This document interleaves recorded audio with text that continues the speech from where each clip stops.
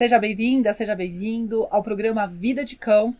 E nesse programa a gente vai conversar aqui sobre comportamento canino. Eu vou falar sobre comportamento canino logo de manhãzinha para você já passar o dia com novas ideias sobre cães. E a ideia mesmo é a gente mudar a forma de ver essa frase, vida de cão. O que você lembra quando alguém fala assim, eu tô levando uma vida de cão? É uma conotação negativa, né? Então é uma vida ruim. E não é para ser assim. A gente precisa transformar essa frase em sinônimo de bem-estar e felicidade. Eu sou a Alessandra Caprara e hoje eu vou falar para você como eu me tornei uma especialista em comportamento canino.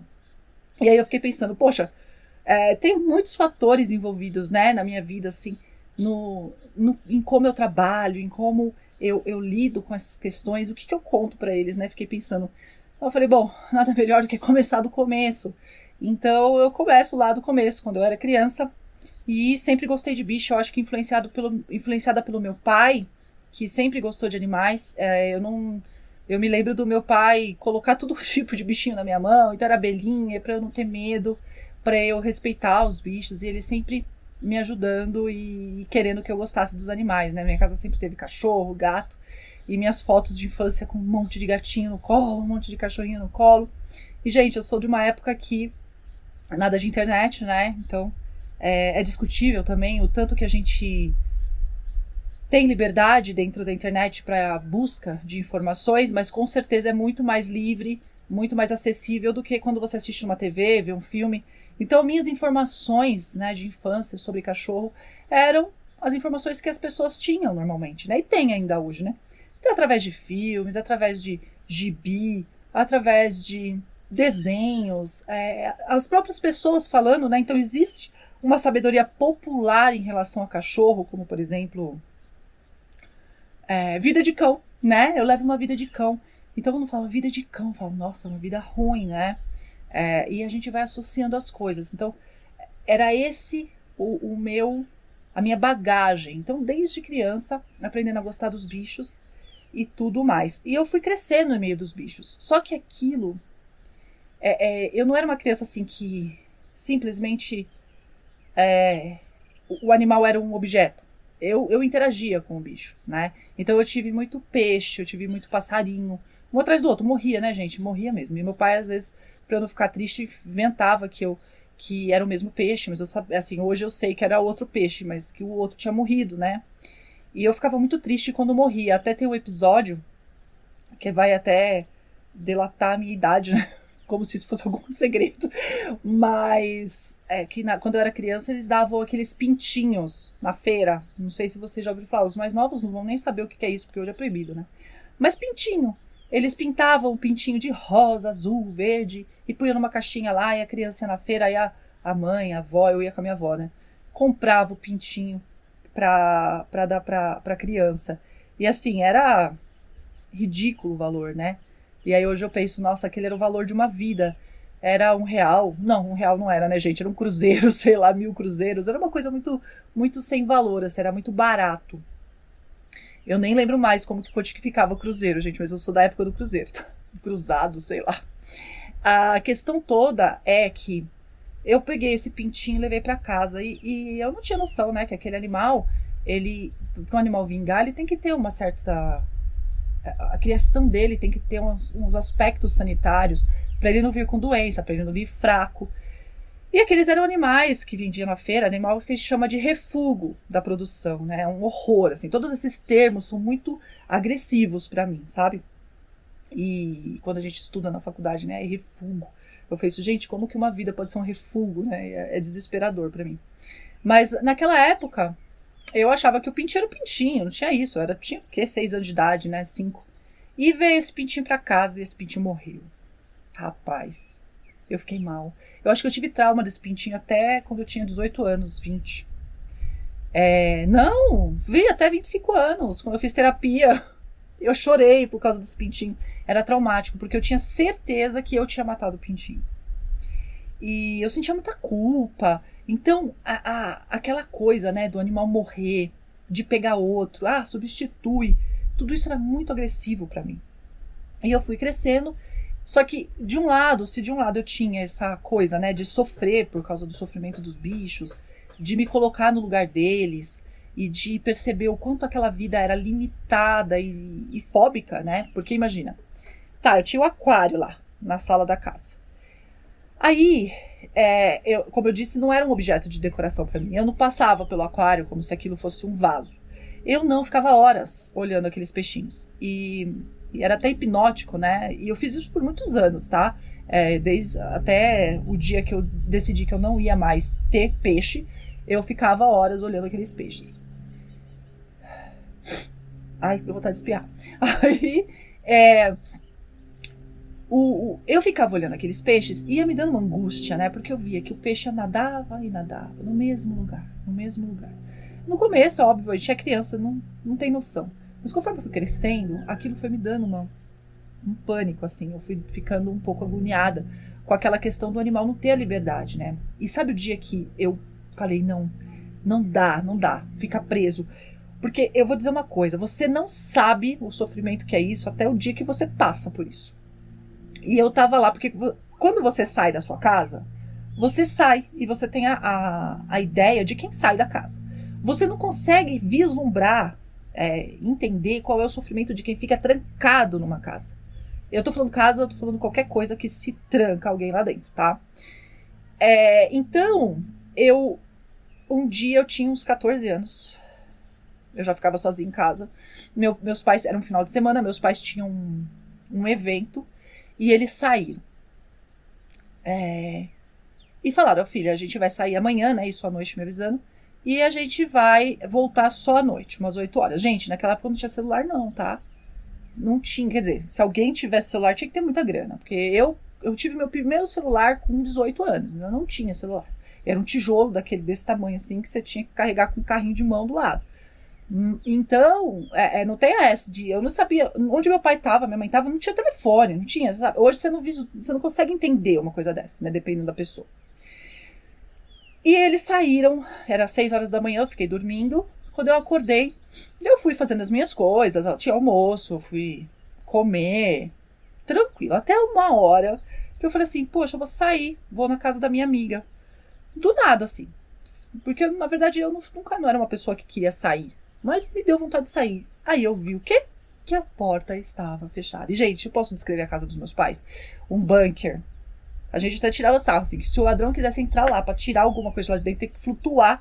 Porque os muros altíssimos. Você tinha que pular na casa do vizinho pra conseguir chegar na rua de cima. Ou pular uma altura de 3, 4 metros e cair, estatelado lá embaixo. Ou levar uma escada daquelas de fazer manutenção de rede elétrica. Porque não tem onde você sair. Então eu subi no telhado, eu cheguei a subir no telhado, aí tinha telhado do vizinho, telhado do outro, aí fui olhar a altura, eu falei, gente, não dá pra sair daqui. E aquilo foi me dando um pânico, porque enquanto eu tava em casa, porque eu queria estar em casa, tá tudo bem, não tem problema. A partir do momento que eu quis sair e não pude, aí me deu fobia. Eu arregacei a porta dos meus pais, eu quis abrir, só que é uma porta de entrada de casa, então é uma porta lacrada. A única coisa que eu podia fazer era quebrar o vidro. Se eu quebrasse o meu vidro, o vidro da porta da casa da minha mãe, ela ia me quebrar no meio. Então eu falei, não dá pra eu quebrar o vidro, e agora o que eu faço? Tentei abrir de todo jeito. Não abriu. E eu acho que foi nesse dia mesmo, né? Eu entendi a angústia que eu sentia quando eu olhava meus peixes e meus passarinhos. Não era só os peixes não, tá? O passarinho também. Ele ficava de lá pra cá, de cá pra lá, aquela gaiolinha. E aquilo ia me dando um desespero, né? E aí eu ficava assim, nossa, porque eu via na TV, eu acho. Ou eu via as pessoas fazendo isso, né? De soltar. Liberdade para o passarinho. E soltava o passarinho. E aquilo também não me parecia certo. Eu não tinha consciência da razão, sabe? Eu não falava assim, não é certo por causa disso. Hoje eu sei explicar tecnicamente por que não é certo você abrir uma gaiola para soltar uma ave de cativeiro. Nem uma ave que você pegou na natureza e teve que tratar, né? Por exemplo, quebrou uma asa, você teve que tratar. Nem essa ave você não pode abrir a gaiola e deixar a ave sair voando. Tem coisas técnicas envolvidas aí, que tem explicação. Mas naquela época, tudo que aconteceu comigo, que era um desconforto, né? Não dá pra soltar. E agora, eu não posso soltar. Essa situação me deixa desesperada, sabe? Do bicho não ter o que fazer ali o dia inteiro. E eu fiquei o dia inteiro em casa, né? E eu fiquei, assim, muito apavorada, muito apavorada. E aí eu me coloquei no lugar do animal. Isso é uma coisa que eu faço, tá, gente? Eu acho que é uma habilidade indispensável para uma pessoa que vai trabalhar com comportamento animal de qualquer espécie. Humano também, tá? Olha só a distinção que eu tô fazendo. Tá vendo? São aquelas sequelas, né, que a gente tem da vida comum. Mas comportamento animal, de qualquer animal, se é do humano ou não, você precisa ter a capacidade de se colocar no lugar do outro. E eu tenho essa capacidade de me pôr no lugar do outro com muita facilidade. E aí, quando eu consegui entender por que eu sentia aquele desconforto, né? Eu falei, gente, não dá para ter bicho. Só que eu ficava com essa crise, porque eu queria ter bicho, eu queria conviver com um bicho, né? E também eu tinha consciência de que não tem cachorro na natureza. Tem, né? Mas, mesmo o cachorro na natureza, eu também não tinha essa consciência, tá? Até hoje. Ele tem uma estreita relação com o ser humano, ele ainda vive sob o poder humano, tá? Não é livre, igual você fala de um lobo, igual você fala de uma águia, de qualquer outro animal silvestre, que também, se você for pensar, pensa, que animal hoje tem total autonomia sobre a própria vida? Então o animal tá lá, morando na floresta dele, daqui a pouco vem um ser humano e regaça com a floresta, acabou a vida do animal. Então, a autonomia verdadeira, assim, para bicho, eu não vejo. Na verdade, né, a gente pode discutir isso o dia inteiro. Acho que a gente não chega em nenhuma resposta. Aí, tudo isso para contar que eu me coloquei no lugar daqueles bichos e entendi por que eu me sentia tão mal com aquela situação. E aí eu comecei a ver, porque quando a gente vê uma coisa, não dá para desver, né? Isso aí a galera fala toda e é real. Quando a gente vê, a gente não consegue desver. E aí eu comecei a enxergar esses padrões em todo o lugar que eu vi. Então eu vi um bicho e enxergava esse padrão. Eu comecei a enxergar esse padrão em cachorro, em gato. Então eu falava assim, caramba, eu saio de casa e o meu cachorro fica o dia inteiro olhando as mesmas paredes. E lembrava da minha situação e o quanto aquilo foi angustiante, mesmo eu tendo a ideia que meus pais iam voltar às 8. Os cachorros não têm, né, nenhuma perspectiva de qualquer autonomia em nenhum momento. E aquilo realmente me incomodava. E eu fui crescendo, tá, gente? Sempre com bicho, eu não parei de ter bicho. Minha casa chegou a ter, ó, hamster, passarinho, gato e cachorro. E não era um só de cada um, não, tá? E eu amava aqueles bichos e ao mesmo tempo esse desconforto e tal, e foi indo. E aí eu queria ser médica de bicho desde pequena, né? Desde os 5 anos de idade eu quero ser médica de bicho, finalmente entrei na faculdade. Só que antes disso, com os 16 anos, minha mãe, que era uma pessoa que, não é que ela não gosta de bicho, mas minha mãe, como é ela que acaba cuidando, então, hoje eu entendo minha mãe completamente, mas assim, como é ela que cuidava, mais, né? Ela falava, punha um limite. Falava, gente, não dá pra eu cuidar de todos esses animais. E a gente ficava achando, né? Eu ficava chateada, porque eu queria. Mas aí ela colocava os limites. E a casa ficava suja, ela não gostava. E aí minha mãe chegou com um cachorro da rua. Eu fiquei horrorizada, né? Primeiro. Só que ele era muito pequeno. Era o Wilber. A gente pegou ele, eu tinha uns 16 anos. E o Wilber. Porque antes disso eu tinha cachorro, mas o gato, né? O gato era morto, envenenado, o cachorro morto, envenenado. Aí depois o cachorro que não deu pra cuidar e devolveu pro canil. Então assim, eu não tinha nenhuma autonomia. O Wilber não. O Wilber já veio pra mim, né? Ele era meu. Só que eu tinha 16 anos. E aí, ele atravessou um período muito grande na minha vida. Ele morreu com 17 anos. Então imagina, dos 12 anos que eu tinha, né? E ele veio filhote até os 17 anos dele. Olha, passou muita coisa. E aí guarda essa informação, porque, né, você vai ver tudo que aconteceu, assim, que eu fui, assim, agora, né, na verdade, que eu montei curso, que eu tô pensando nessas coisas, que eu fui percebendo de onde vieram, né, de onde veio isso, de onde veio aquilo, e eu fui catando. E aí o Wilber, ele era muito medroso, e sempre quis um cachorro para me acompanhar na minha vida, sempre. Eu queria aquele cachorro, sabe, que rintintim, laica, sabe aqueles cachorros inteligentes que a gente vê na TV, adestrado. Eu não tinha noção de adestramento, tá, gente? Pra mim, aquilo era cachorro sabia fazer. Normal, vinha de fábrica, tá? Aí você selecionava lá no menu e ele fazia. Eu não tinha noção. E não tinha internet pra procurar, então aquela noção ficava aquela noção mesmo. E aí, quando o Wilber veio pra mim, eu falei, ai, o meu cachorro. Mas o Wilber era muito medroso, tadinho. E ele tremia pra tudo, não podia fazer nada com o Wilber, que ele enfiava o rabo entre as pernas, ele se escondia, ele chorava, ele gritava. Você não podia mal pegar ele, que ele já gritava, ele muito assustado, muito medroso, né? E eu fui frustrando as minhas expectativas de ficar com o Wilber. Então o Wilber ele acabou ficando na garagem de casa, ou ele entrava também, ele tinha acesso dentro de casa. Mas cachorro dormir dentro de casa nunca foi opção, tá? Então ele ficava no quintal, ele ficava na garagem, e aquilo eu percebi, foi separando a gente. Porque eu tinha que sair. Presta atenção, eu tinha que sair. Então eu não ficava em casa com o Wilber, quem ficava em casa era ele. Eu saía, ele ficava em casa. E aquilo me incomodando, tá? Não parou de me incomodar, mas é um incômodo que você fica assim, o que eu faço com isso? Né? Eu quero cachorro. Aí o que eu faço com esse incômodo? Eu não sabia uma solução, eu não tinha onde achar aquilo, sabe? Ia ficando, ia passando o tempo. Eu só me dei conta quando ele tava com 17 anos, eu falei, caramba, passou a vida do cachorro inteira. Dentro de uma garagem, no quintal. Foi péssimo, tá, gente? Foi um insight, assim, horroroso na minha vida, sinceramente. Aí, gente, eu entrei na faculdade com 19 para 20 anos e fui estudar, né? Eu sempre quis ser médica de bicho e fui estudar. Só que eu percebi que não tinha comportamento na faculdade também. Eu gostava, sempre gostei de comportamento, tá? Você queria me ver feliz, era lendo um livro de psicologia, comportamento em qualquer área, tá? De psicologia, um livro de, sei lá. Eu ia pra faculdade, teve até uma disciplina na escola, a gente teve psicologia na escola.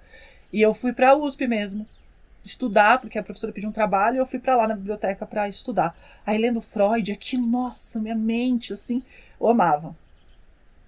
Mas, até na hora de preencher no vestibular, foi a primeira vez que eu tive dúvida. Eu falei assim, agora eu faço psicologia ou eu faço veterinária? Eu falei, não vou desistir do meu sonho agora. E aí acabou que, pum, caiu os dois no mesmo lugar. E eu fiquei muito apaixonada por comportamento, tanto que no primeiro ano da faculdade, ou no segundo, foi no segundo ano, foi em 2001.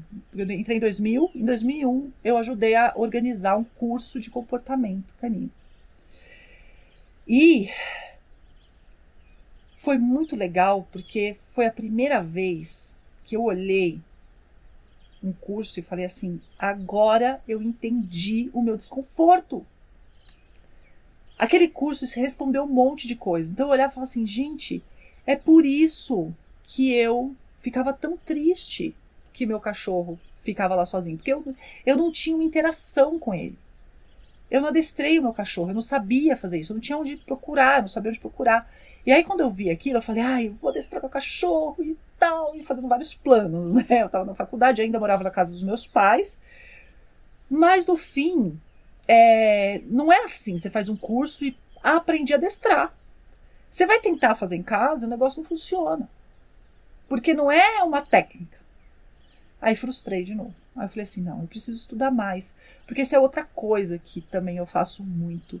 E eu tenho muita facilidade, eu gosto, né? Não é uma coisa que eu faço obrigada.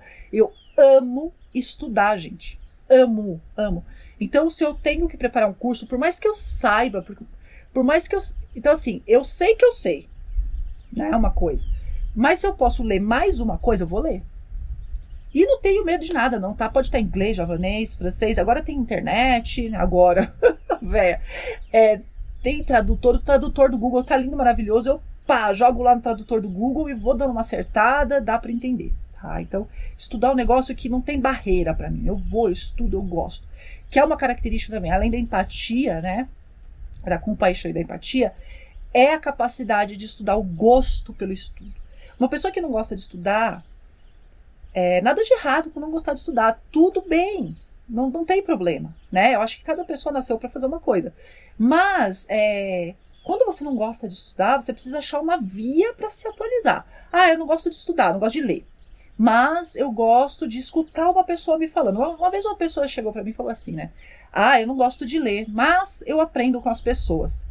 Quando é verdade, isso é muito legal, porque você pode aprender com as pessoas, né?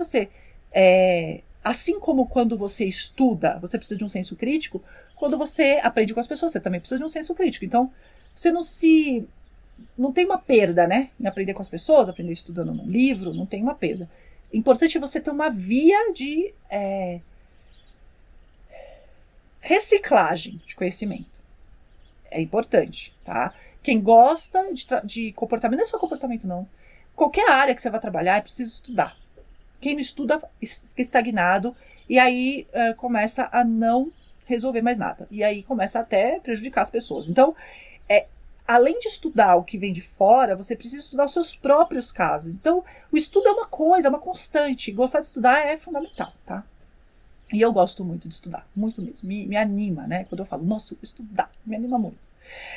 E aí, eu falei, vou estudar. Quem disse que eu achei material? Não achei. Não assim, porque não tinha. Talvez tivesse. Mas eu estudava das 8 da manhã na faculdade, né? Até as 6 da tarde.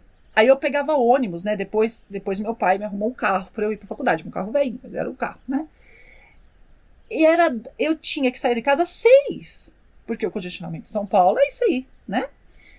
E eu saía às 6 e chegava às 8 em casa. Porque o congestionamento de São Paulo é isso aí, né? E eu estudava todo dia. Aí tinha final de semana e eu tinha que estudar pra prova. Eu até comecei a fazer capoeira lá, porque na universidade tem, né? Você vai fazer capoeira, você vai fazer atividade física, tem o clube, na educação física, e você né, pode usar. Porque o aluno pode usar. Eu comecei, no primeiro ano dava pra fazer isso. Eu fiz capoeira há 6 meses. Falei, gente, não dá pra fazer capoeira, não dá pra fazer mais nada. Então, assim, do mesmo jeito que não dava para eu me aprofundar num outro estudo que não fosse o estudo da faculdade, da grade curricular. E não tinha comportamento na grade curricular. Gente, isso é um assassinato, tá? Isso é uma crítica mesmo, aberta. É um assassinato. Hoje tem algumas faculdades que têm a cadeira de comportamento, mas é comportamento animal. É muito genérico. Tá, tudo bem, mas pelo menos tem comportamento, tá? O problema é que naquela época não tinha. Não tinha nem para optativa. Que eram as disciplinas que a gente podia fazer a grade básica, né, da faculdade, e ainda optar por algumas disciplinas que não eram obrigatórias. E não tinha. Então, foi um buraco, né, e eu fui me distanciando do comportamento, porque eu tinha que estudar o que tinha no obrigatório, não dava tempo para estudar o resto. E eu fui me distanciando.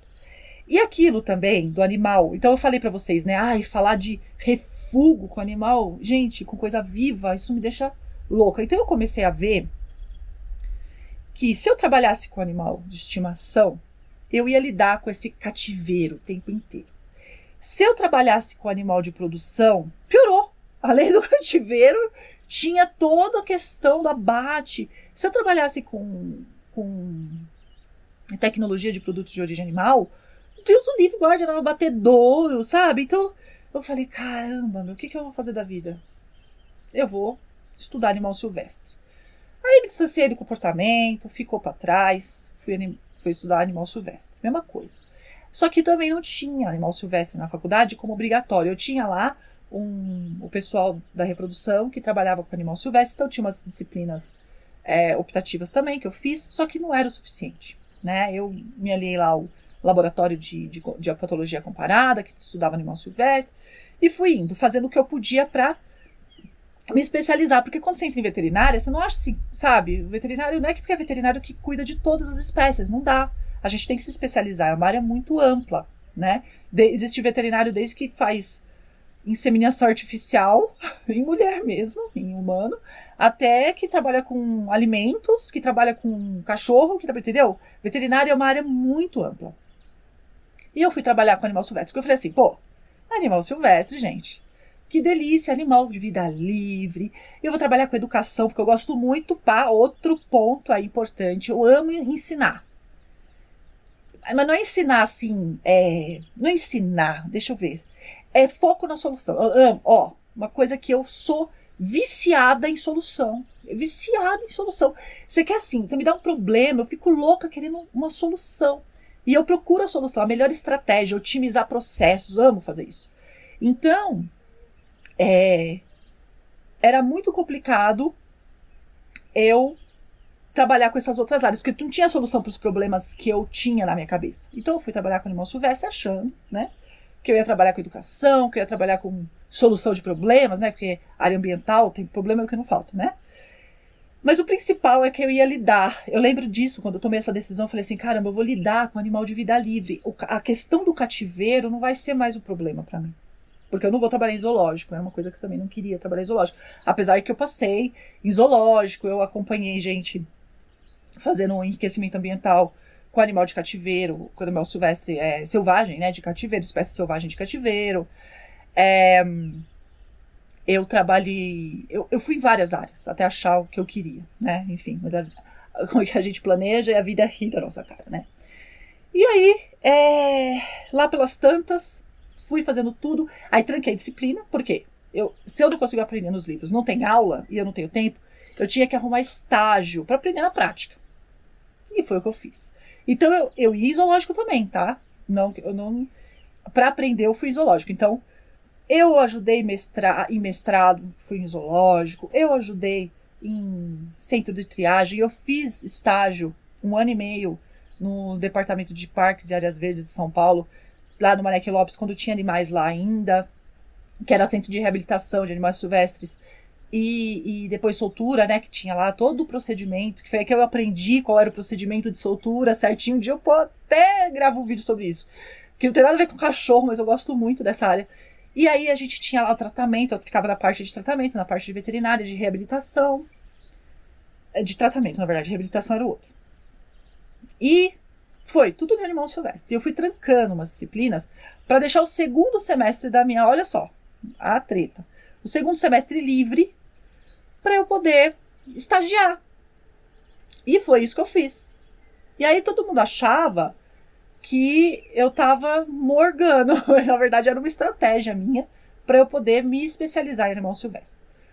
E eu fiz muito estágio, tá, gente? Eu fiz um monte de estágio. Eu fui atrás de ficar no laboratório, tudo de animal silvestre. Até que eu fiz o estágio no lugar onde foi assim, a virada, né? Uma virada que não foi tão boa do ponto de vista nosso que vê aquele ponto da vida só. Daquele ponto da vida foi horrível, porque foi quando eu perdi tudo. Eu perdi tudo, assim. Você nem me pergunta por quê, porque nem eu sei. Eu só sei que eu fui pro estágio, um status, e quando eu voltei do estágio, tinha desmoronado tudo. O que eu sei é que as pessoas que me receberam no estágio, na forma que eu fui, né, o que foi feito para eu ir para esse estágio, parece que incomodou algumas pessoas. E as pessoas me odiavam, eu não sabia por quê. Ou não gostavam da minha coordenadora, da minha orientadora. Alguma coisa aconteceu ali que a galera me tratava muito mal. Muito mal. Tudo que acontecia de errado era a Alessandra, tudo. Então, assim, o negócio foi traumático, gente. Foi traumático. Ali acabou a minha vida acadêmica de vez, assim. Tava indo super bem, muito bem, muito bem. Eu tava cheia de projetos. Eu ia pra Antártida, eu ia pra Atol das Rocas, eu ia estudar, minha vida acadêmica já tava bombando. De repente, pá! E até hoje eu não sei o que foi, porque quando eu fui conversar com a tal da minha orientadora, ela não quis nem me escutar. Ela falou assim, eu não quero te escutar. Aí eu falei, bom, o que eu posso fazer então, né? A questão é que quando eu fui pra esse estágio, eu arrumei um namorado. Pode ser que tenha sido isso, mas não sei, né? Minha vida pessoal, quem cuida sou eu. Acontece que eu gostava muito dele, e assim, de repente eu tinha 25 anos, falei assim, eu quero um filho. Eu quero ter um filho. Eu tava terminando a faculdade, decidi que eu queria ter um filho. E aí foi isso. Eu tava namorando com ele, eu conversei com ele, a gente conversou muito, e a gente decidiu ter um filho. E juntamos, né? A gente se casou. Eu não casei nada, mas juntou ali e tivemos um filho. Tínhamos um contrato de união. E voltei para São Paulo, porque eu estava em outro estado, né? Fiquei 6 meses nesse estágio. Quando eu voltei, desmoronou a minha vida acadêmica de animal silvestre que eu estava construindo, e eu fiquei boiando. Gente, foi o trauma da minha vida, tá? Ó, os insetos vão ficar voando aqui. Foi muito, muito ruim mesmo. Eu falo assim, meio... Parece que eu tô contando... te falando aqui uma receita de bolo, mas eu chorei. Isso foi tema de terapia por muitos anos. Então eu tinha 25, hoje eu tenho 39. Eu parei de falar disso ano passado, entendeu? Ano retrasado. Muito tempo mesmo, assim, de trauma profundo, de muita tristeza, de lamentação, de arrependimento de uma coisa que eu não sabia a culpa, sabe? Uns troços, assim, horrível. E hoje já tá resolvido. E aí, eu virei mãe. Então foi essa reviravolta, né? Eu saí de acadêmica, que eu estava indo, tudo que eu gostava, né? Então foco na solução. O que mais legal do que você fazer um trabalho, né, científico, para você achar solução para as coisas? O que mais legal do que um mestrado, um doutorado para você estudar? Então eu estava dentro do que eu queria, né? E dali eu fui para ser mãe. E aí é um outro ponto que eu quero falar para vocês, né? Já tem 3 ou 4 pontos que eu falei, que presta atenção nisso. Romantizar, gente. Então vamos voltar lá? Quando eu queria ter cachorro, mas tinha crise porque... Queria ter cachorro não, queria ter bicho, mas tinha crise porque os bichos passavam mal, né? Que os bichos não ficavam 100% bem, que tinha alguma coisa de errado, mas eu queria o bicho mesmo assim. Por que caramba... Hoje eu tenho a noção, naquela época eu não tinha, né? Por que caramba eu queria bicho? Por que eu queria o bicho que fazia o truque, não sei o quê? Porque se romantiza a posse animal. Se romantiza a relação com o animal. A romantização é uma alienação. O que é uma romantização? É quando você olha para uma coisa e não vê os defeitos dela. É um tipo de fanatismo, né? É uma alienação nisso. Você olha para uma coisa e fala, é lindo, maravilhoso. E você quer saber outra coisa que romantiza-se demais? É a maternidade. Ai, porque mãe, gestante, a coisa mais linda, porque brilha, porque que maravilhoso aqueles cabelos, e aí o bebê, como é maravilhoso, é a Santa Nossa Senhora, e a Virgem Maria, e nada disso, né? E assim, como tudo que eu faço, eu gosto de fazer direitinho, eu sou até aquele tipo que paralisa por perfeccionismo, sabe? É horrível, tá, gente? Não é uma qualidade isso aí, eu tô trabalhando esse negócio. Mas eu queria fazer direito. Eu era pra ser mãe do jeito que eu queria. Não tô falando que é certo, que é errado, do jeito que eu sou, que os outros são, nada disso. Mas eu queria ser do jeito que eu achava certo. E aí, o que eu fiz? Eu fui estudar. Nossa, mas tudo quanto é livro, aí já tinha Facebook, entrei nos grupos de maternidade e não sei o quê. E na minha cabeça era totalmente possível eu ser mãe e continuar minha vida estudando e trabalhando fora. Porque eu tinha um companheiro, porque ele ia segurar a onda do lado dele, eu ia segurar a onda do meu lado. E aí, caramba, eu caí de um penhasco assim, pó, de cabeça no chão, né? Nada disso aconteceu, nada disso. No fim eu estava enclausurada dentro de uma casa, né? Bem parecido com o que aconteceu comigo naquele dia, mas agora indefinidamente, porque eu tinha a chave da porta, mas não podia sair. E sem condições de trabalhar, sem condições de continuar estudando, eu entrei em depressão. Não foi de um dia para noite, tá? Foi um processo, porque no começo eu até mantive a romantização, então eu romantizava tanto a maternidade quanto o relacionamento com uma pessoa. Não que não exista relacionamento assim, mas é a exceção, tá? Isso eu tenho plena certeza, é a exceção, que é esse casamento, companheiro, não sei o quê. Mas não vou entrar nessa discussão, porque, né, é um outro assunto. E no fim, eu tive que admitir que eu estava num relacionamento abusivo. E olha onde eu vou, né? E perceber que eu estava perdendo a minha essência. Então a frase que minha prima falava pra mim era: prima, cadê você? Se ela estiver assistindo, até vai lembrar disso. Cadê a minha prima? Ela falava, cadê a minha prima? Que a gente é melhor amiga, a gente tem a mesma idade, né? E eu também não sabia onde eu tava. Porque, veja bem, pra quem começou querendo estudar comportamento, entrou na faculdade, eu tinha me formado já nessa época, tá? Eu tive filho e me formei no ano seguinte, porque lembra que eu tranquei tudo e aí fui deixando o segundo semestre livre? O segundo semestre eu não tinha o que fazer, porque era tudo pra fazer animal silvestre e eu perdi a minha carreira, certo? Então o segundo semestre ficou livre. E o meu nenê nasceu no segundo semestre, então eu estava livre. E quando eu tinha aula, eu pude contar com uma rede de apoio, que era uma amiga minha, que eu amo de paixão, a Cris, que ela ia comigo onde eu ia com o meu bebê. Ela era a babá do meu bebê, assim, né? E uma pessoa de confiança. Nossa, foi a melhor coisa, assim, foi o anjo que caiu pra mim, pra me ajudar. Eu não tive nenhum problema. Eu estudei com o bebê mesmo e pronto. E aí o tempo foi passando e eu naquela situação, entrando em depressão cada vez mais. E ficando tudo cada vez mais distante. Meu filho fez ali 1 ano e eu morava num lugar que tinha um vizinho que tinha cachorro. Vejam bem onde as coisas vão. E o cachorro não parava de latir. Eu punha o meu filho pra dormir, o cachorro acordava meu filho. Eu punha o meu filho pra dormir, era dia, era noite, latia, gente.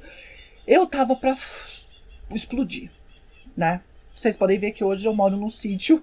O meu primeiro vizinho está a 500 metros daqui pra cá, 3 quilômetros pra cá e 800 metros pra cá. Então, assim, eu não tenho vizinho aqui. Meus vizinhos são as vaquinhas que estão naquele morro ali, que é do vizinho. E aí, esse cachorro não parava de latir. Eu falei assim, bom, lembra que eu sou a pessoa focada na solução? Eu falei, eu não vou reclamar.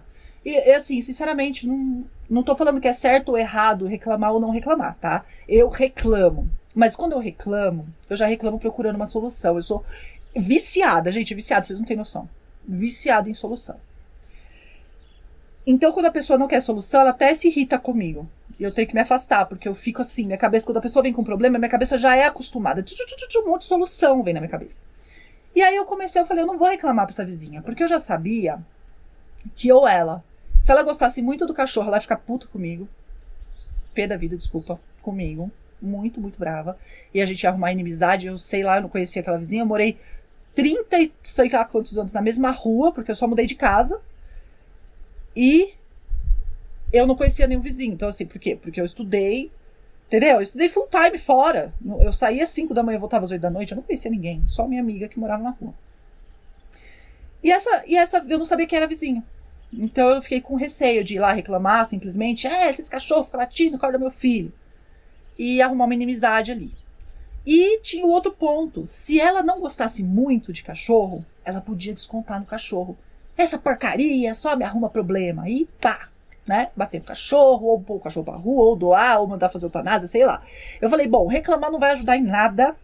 O que eu vou fazer? Eu vou procurar uma solução pra ela e eu vou com uma solução. Ou pelo menos uma ideia de solução, né? Cheguei lá na internet e falei, bom, que é adestramento de cachorro. Encontrei uma empresa e liguei pra saber como é que funcionava, porque eu nunca tinha... Lembra que eu me afastei do comportamento, do adestramento, tudo? Me afastei mesmo. E aí, assim, nunca mais voltei. Tem que focar.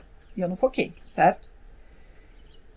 Quando eu liguei pra empresa, a moça que me atendeu, que é a Marisa, minha linda, maravilhosa, ela... Gente, começou a ventar agora, mas eu vou continuar, tá? Ela falou assim, olha, que hoje a gente tem a reunião de franquia aqui. A gente tem a reunião de franquia, você não quer vir? Pra ver se você não quer trabalhar com a gente? Aí eu falei, caraca!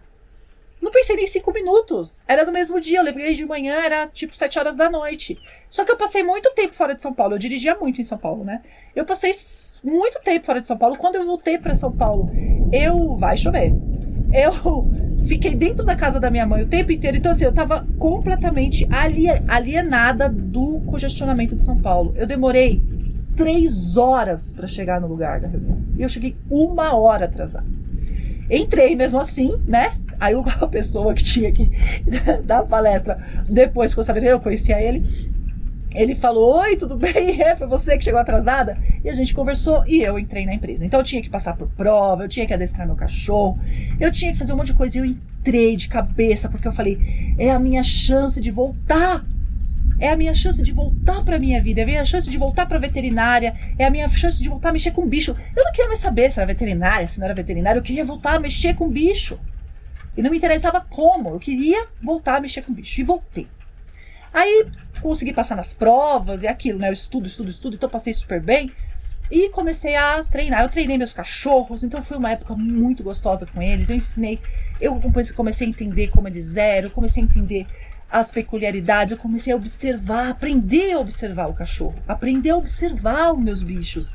Aquilo me emocionava, aquilo me deixava muito feliz, né? Eles já estavam mais velhinhos, eles não moravam comigo, porque na casa que eu morava não podia levar cachorro, não dava, já tinha cachorro lá, era muito pequeno, eu tinha 3, né?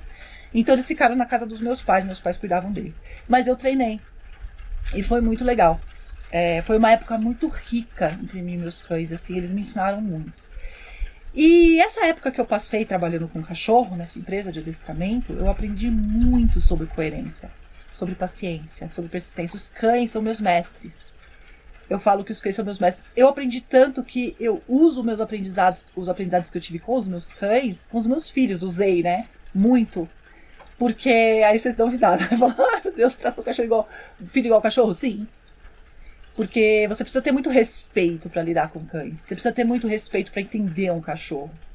E eles me ensinaram muito fora que eu podia sair de casa atordoada, eu podia estar com todos os problemas do mundo, eu voltava revigorada. Você já viu isso? Você trabalha o dia inteiro e eu cheguei a trabalhar 14 horas num dia. E você chega em casa, assim, 14 horas andando no congestionamento de São Paulo, né? Da Raposo Tavares, é loucura, do Castelo Branco. E mesmo assim chegar em casa bem, chegar em casa ainda rindo, né? Bem, então era uma coisa que eu amava fazer, amava. E dentro da empresa tinha um plano de carreira. Então, dali um tempo, eu me tornei consultora comportamental e eu oferecia consultas para resolver problemas que não era só o treinamento do cachorro. Dali um tempo, eu aprendi tudo que eu tinha que aprender ali, né? Deu aquela... Porque dá pra perceber, né? Quando você tá aprendendo, você vai, que de repente para de aprender. Aí você precisa reavaliar se aquela relação continua sendo proveitosa. E nessa avaliação eu percebi que não estava, porque eu já precisava fazer umas outras coisas que eu não tinha liberdade para fazer. E quando você é focada na solução, você precisa de uma certa liberdade, senão você não consegue agir, você não consegue fazer os testes que você precisa, você não consegue. Então o que eu fiz? Saí com uma amiga que também estava entrando, a gente saiu e abriu a nossa própria empresa, abriu a Bicho Sem Preguiça. Só que, gente, eu comecei a fazer a mesma coisa que eu fazia nessa empresa, eu fazia na Bicho Sem Preguiça, atender as pessoas em domicílio, adestrando o cachorro, né, e tal. E aquilo tava me incomodando. Falei, não, olha, isso aqui não é solução, isso aqui não tá otimizado, isso aqui, eu não aguento mais falar a mesma coisa 60 milhões de vezes o dia inteiro. Então, o que eu fiz? Eu comecei a pensar uma forma de otimizar aquilo. O primeiro ponto, né? Eu adestrava os bichos na outra empresa, só que eu percebi o quê? A primeira consulta que eu fazia, a primeira reunião que eu fazia com a pessoa era para explicar como eu trabalhava, quais eram as formas de trabalho, né? E assim, a gente tinha uma coisa padrão, que era da empresa tinha que fazer, mas cada adestrador tinha a sua própria forma. E a minha forma era assim, você precisa participar das aulas. Não que os outros adestradores não fizessem isso, mas eu era muito enfática nisso. E é claro que as pessoas começavam participando da aula, mas lá pelas tantas, elas não participavam mais. E olha, não me importava. E eu atendia gente famosa, gente milionária, gente pobre, gente média, tudo. Pra mim era mesma coisa, eu falava pra todo mundo. E aí, a pessoa ia e de repente não ia mais. Por quê? Porque ela tava querendo alguém que desse atividade pro cachorro dela e não uma solução pra ela.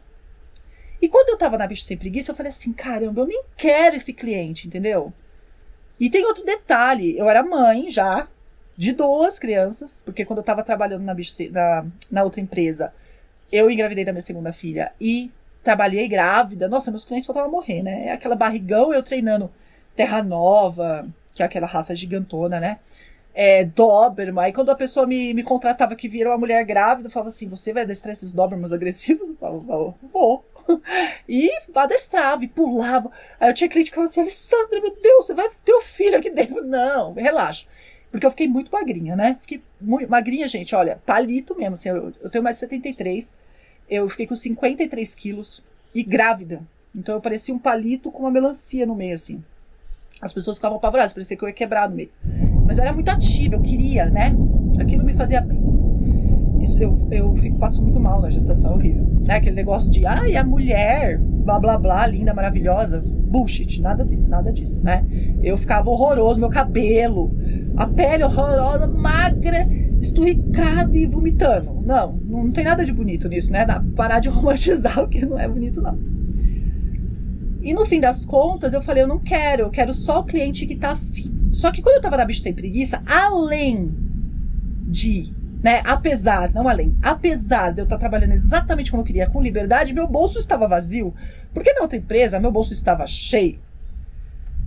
Meu bolso estava cheio porque na outra empresa eu atendia a demanda da empresa. E na minha empresa eu tinha que ainda fazer o nome. Ninguém me conhecia. E o bolso vazio e eu ainda querendo escolher cliente. Por quê? Porque eu precisava pôr em prática algumas teorias minhas para eu poder saber se estava certo. E foi isso que eu fiz, foi isso que eu e minha sócia fizemos. Então, vamos atender pessoas que queiram, que estejam afim de participar. E foi isso que a gente fez. E aí a pessoa participava, eu falava assim, se é uma vez por semana que você pode, é uma vez por semana que a gente vai fazer. E aí eu vou te dar atividade, você vai fazer nos outros dias da semana. Deu pra entender? Eu vou te ensinar. A aula vai ser pra quê? Pra eu esclarecer pra que você precisa fazer aquilo e pra eu te dar a atividade pra você fazer até a próxima aula. Porque assim eu ia desmamando a pessoa, entendeu? Ao contrário de querer cada vez mais aula, eu ia desmamando a pessoa. Porque eu queria solucionar o problema dela.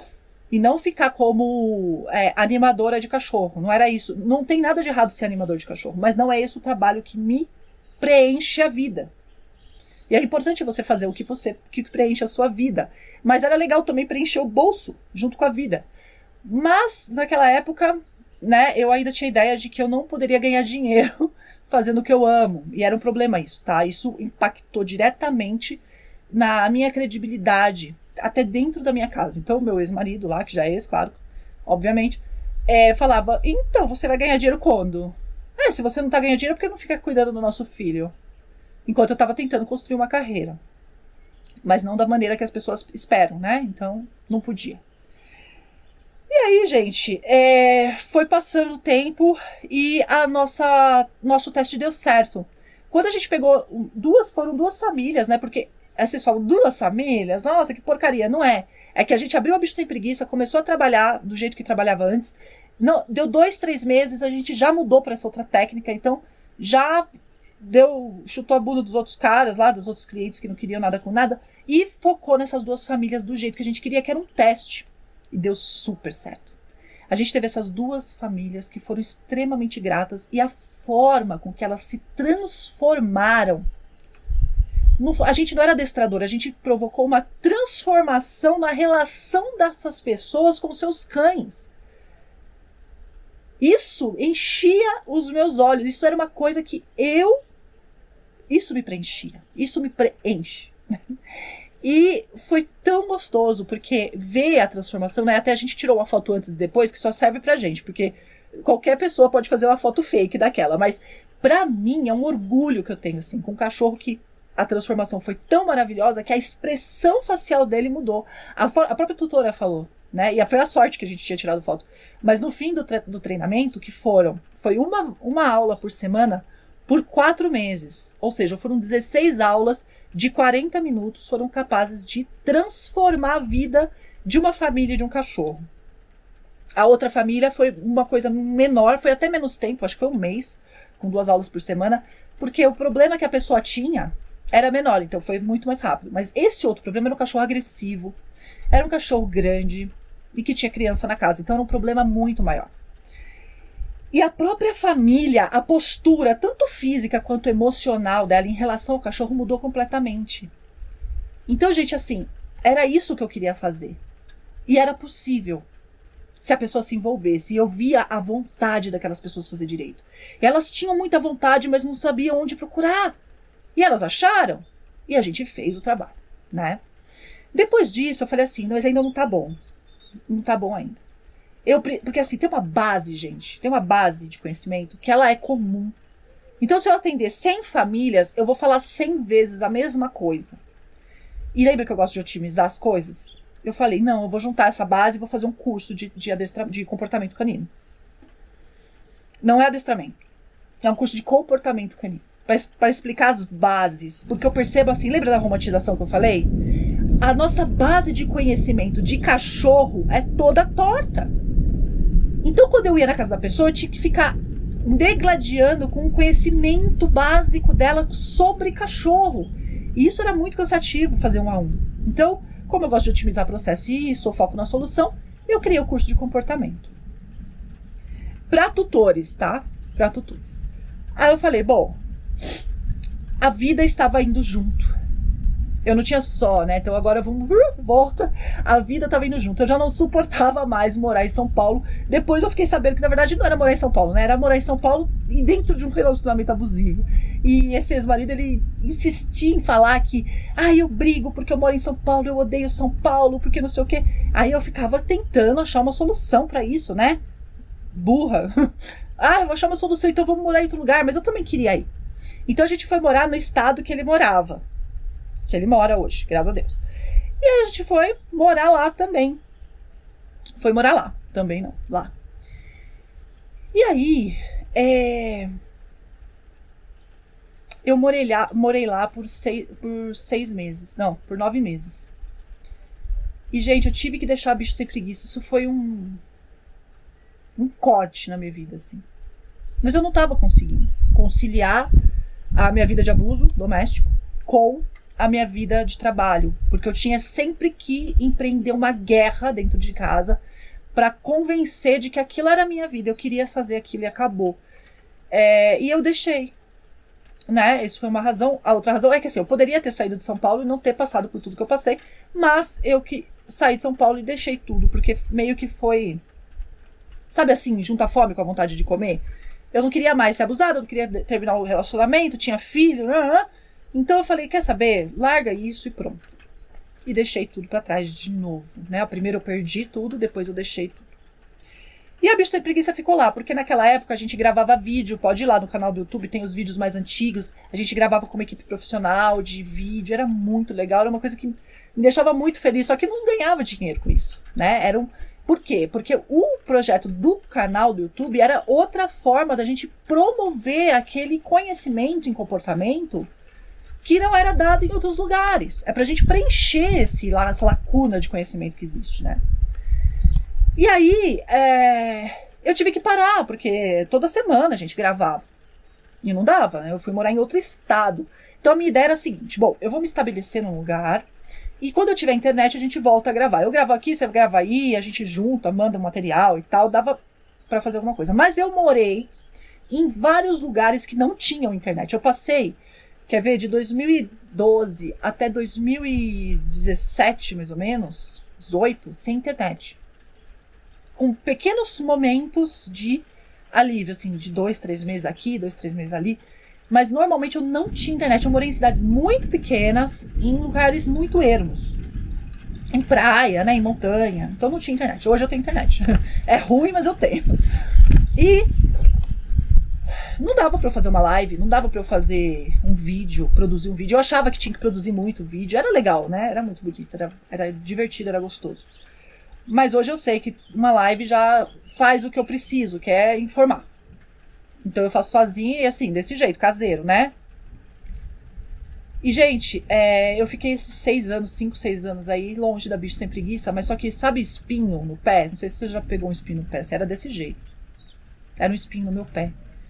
Eu tinha pesadelo, às vezes, com a Bicho Sem Preguiça, porque eu sabia que eu tinha que fazer isso. Era uma missão, né? Lógico que naquela época eu não tinha essa noção.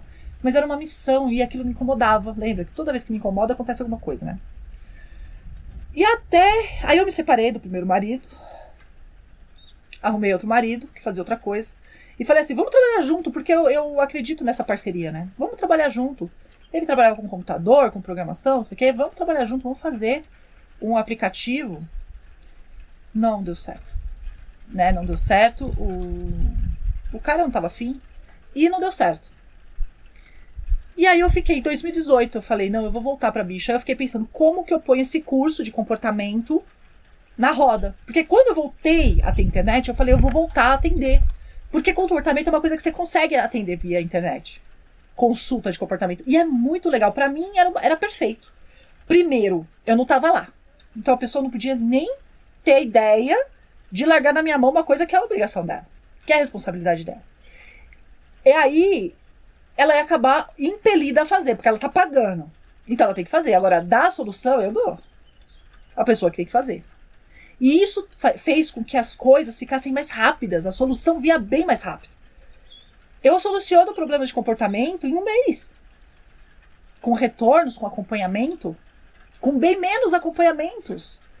E a pessoa otimiza, porque ela tem que fazer. Né? E continuei estudando. Parar de estudar eu nunca parei. Mas parei de atender por um tempo, depois voltei a atender. Só que tinha uma coisa que eu ainda não tinha prestado atenção, que é assim, era a minha capacidade, não só de lidar com o cachorro, mas também de lidar com o ser humano. De captar da pessoa o que ela queria e dar para ela o que ela precisava de fato. Porque não é toda pessoa que não quer que o cachorro pule nela, por exemplo. Então eu não tenho que chegar na pessoa e falar assim, não, seu cachorro não pode pular em você. Você quer que ele pule em você? Beleza. Né? Mas ele vai pular em você sempre. Então eu conseguia... você não se importa que seu cachorro durma na sua cama, mas tem uma regra para isso. Precisa, porque você precisa balancear, né? O que é necessário com o que você quer. Para atingir o equilíbrio. Então eu tinha essa capacidade de ir atrás de um equilíbrio relacional. Porque, gente, não adianta nada saber comportamento se você não sabe comunicar o que você quer. Todo prestador de serviço... Não, prestador de serviço não, mas todo consultor, né, que vai solucionar um problema, ele precisa ser focado numa solução estratégica. Não adianta eu chegar na casa da pessoa e falar assim, sabe como é que faz pro cachorro parar de fazer xixi e cocô? É assim, dá uma receita pra pessoa. Se a pessoa não consegue fazer, ela não vai fazer. Aí tem gente que vira e fala assim, é problema dela. Não, o problema é do cachorro, porque a corda sempre vai arrebentar do lado mais fraco. O problema não vai ser da pessoa. Se romper a relação entre o humano e cão, quem sofre é o cachorro. Tá? O ônus vai ser sempre do mais fraco. E aí, gente, eu vou te explicar agora por que eu expliquei tudo isso do abuso. Porque assim, eu vou contar um segredo pra você. O segundo relacionamento foi abusivo também. Que também já acabou, tá? E a questão é que uma mulher abusada... Por que ela é abusada? Porque ela é vulnerável. Uma mãe é vulnerável. Eu não vou entrar em pormenores aqui. Você engole essa pílula aí e depois você estuda, tá? Sozinho. Mas a vulnerabilidade é presente numa mulher que é mãe. E a vulnerabilidade é a realidade de um cachorro. Um cão não tem autonomia. Um cachorro não escolhe se ele vai passear agora ou depois. Quem escolhe isso é o ser humano. Quando eu trabalho com comportamento canino, se eu quero... Qual é o meu objetivo? Hoje eu tenho muito claro que é o meu objetivo. O meu objetivo é a promoção de bem-estar e saúde. O comportamento canino é uma ferramenta que eu uso para promover bem-estar e saúde. Então, é muito claro para mim hoje que para eu promover bem-estar e saúde para o cachorro, ou eu lido com o ser humano, ou eu não vou conseguir nada. E aí, o que eu falei? Bom, é de novo, na verdade nem é de novo, não foi agora que eu descobri isso, mas eu vou voltar a produzir conteúdo. Eu não consegui meu aplicativo ainda, né? Precisa de dinheiro porque eu vou pagar para alguém para fazer, vai ser tudo certinho porque eu quero transformar, fazer várias plataformas de educação para ensinar o que é o cachorro, porque as pessoas não sabem o que é o cachorro, gente. Você falar que um cachorro que tá arfando, né? Eu não tô falando na hora, presta atenção no que eu tô falando. Você falar que um cachorro que está arfando, com o olho esbugalhado assim, 100% das vezes é um cachorro feliz, não sabe o que é um cachorro. Esse cachorro está ansioso, esse cachorro pode estar cansado. Não é felicidade, pode ser qualquer coisa, mas não é felicidade. Para você achar, primeiro assim, felicidade é um conceito nosso. Você precisa oferecer bem-estar pro cachorro. Você precisa oferecer bem-estar, tranquilidade, serenidade pro cachorro. Ele viver em paz, ele viver como ser humano, porque o cachorro foi feito por nós, né? É uma criação humana. E ele precisa viver conosco, mas nós por isso, temos a obrigação de oferecer para eles o melhor. E toda a minha história de abuso, desse negócio de ser empática, de se colocar no lugar do outro, culminou nesse projeto que eu tenho, Vida de Cão, porque é um absurdo, né? Então a gente precisa trocar esses discos mentais. E para trocar os discos mentais, não basta ser especialista em comportamento. E eu percebi isso, porque eu sabia bastante comportamento, mas eu demorei bastante, demorei um tanto, para conseguir entender quais eram as ferramentas necessárias para eu conseguir um resultado eficiente, eficaz.